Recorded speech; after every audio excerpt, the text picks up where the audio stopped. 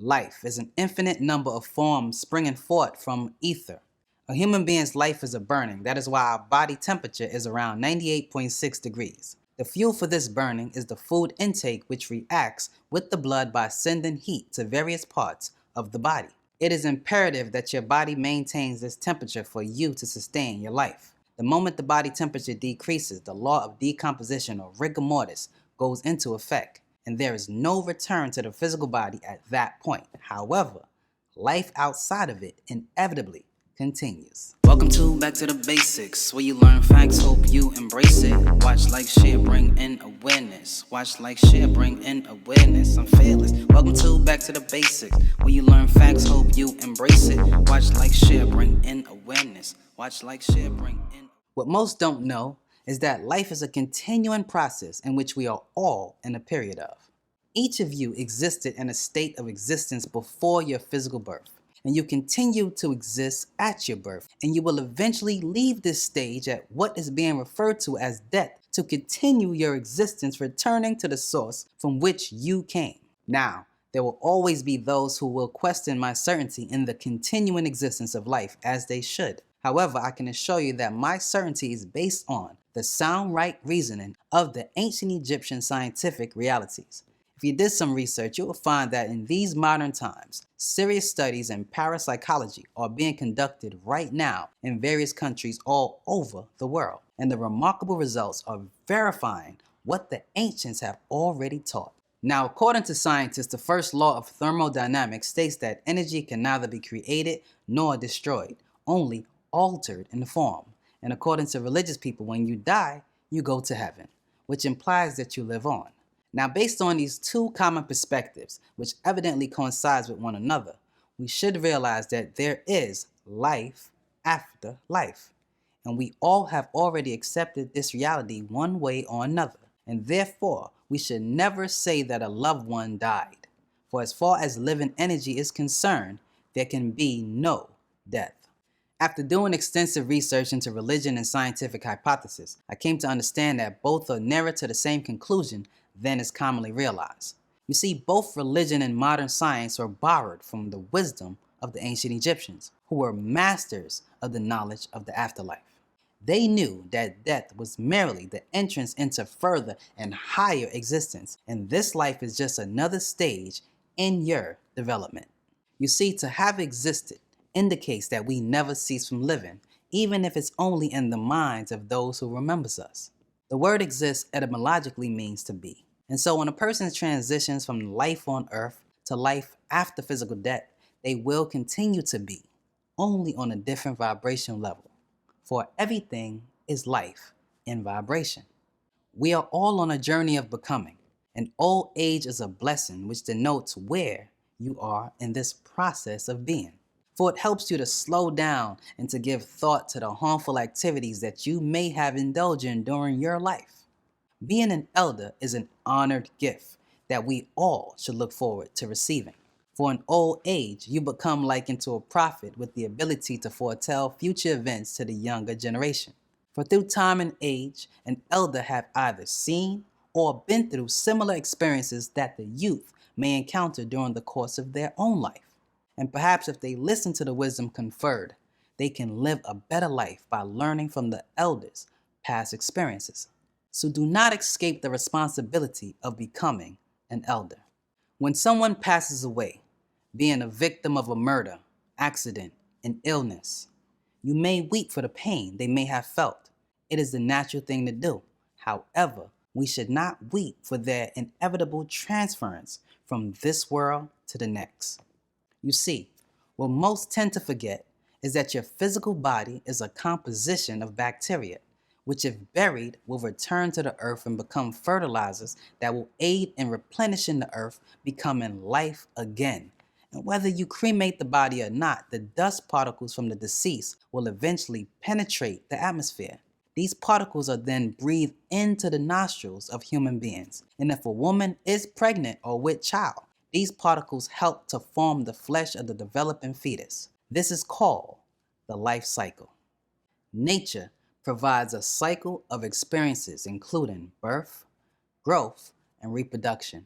and death is a part of the process of nature to conclude the physical cycle. Now, what most want to know is whether there is consciousness after the physical cycle is concluded. Well, the simple answer is yes, but let me explain. Death is simply the expiration of the flesh, and since you are not mere flesh, you are also mental, that which relates to the mind, which is entangled with your consciousness. Consciousness refers to your awareness of your thoughts, memories, feelings, sensations, and environment. It is taught that your consciousness is a physical process caused by the organization of energies in the brain, which works with the mind. But what most don't realize is although the mind works with the brain, it is independent of the brain, making it a spiritual or etheric process, and so it cannot die. Therefore, it continues to exist. How do I know?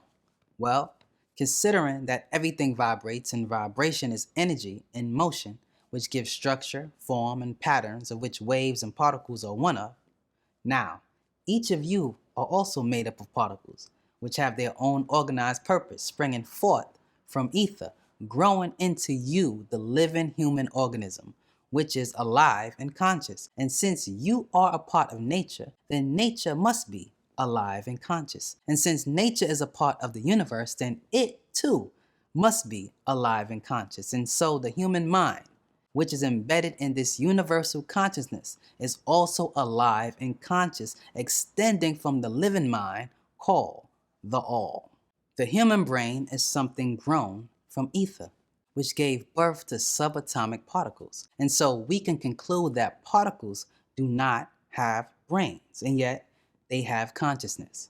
You see, matter is particles and waves are a process that takes place in time and space, rendering it having a past and a future.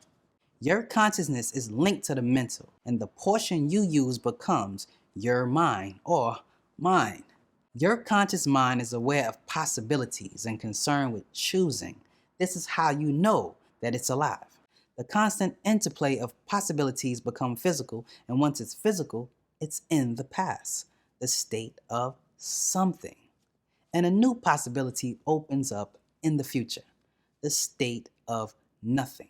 Possibilities are virtual futures amongst which we choose and thus are inactive until activated in your consciousness, which is a part of nature, yet cannot be measured by quantitative analysis because it's mental.